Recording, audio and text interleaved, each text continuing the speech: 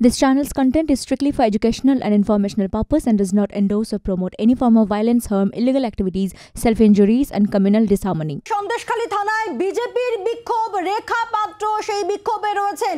সন্দেশখালী থানায় সেখানে বিজেপির বিক্ষোভ কি দাবি তাদের জানবো, তবে তার আগে যে ছবি আপনাদের সামনে রাখছি, সন্দেশখালী থানায় বিজেপির এই বিক্ষোভ রেখা পাত্রের নেতৃত্বে এই বিক্ষোভ চলছে।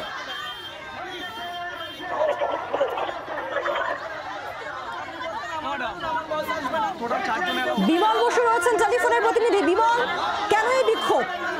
দেখো, বিজেপির অভিযোগ যে ফেক ভিডিও এবং বিভিন্নভাবে তৃণমূলের কর্মীরা বিভিন্নভাবে মহিলাদের হুমকি দিচ্ছে, বিভিন্নভাবে তাদের দলে যোগ দিতে বলছে। এরকম অভিযোগে আজকে বিজেপি নেত্রী অর্চনা মজুমদার এবং লোকসভা বিজেপি প্রার্থী বসিরহাটের রেখা পাত্র নেতৃত্বে থানায় এই মুহূর্তে বিক্ষোভ চলছে। চরম উত্তেজনা, ব্যাপক বিক্ষোভ হচ্ছে। মহিলারা রীতিমতো অবস্থানে বসে গেছে, মনে হচ্ছে যেন আবার সেই সন্দেশখালী 3 মাস আগে ফিরে এসছে।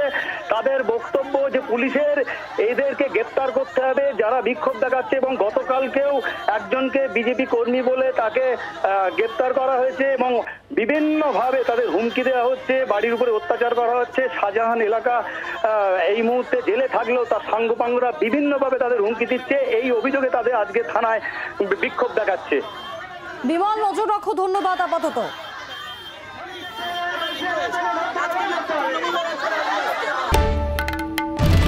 বাংলার আওয়াজ, বাঙালির আবেগ, জি 24 ঘন্টা।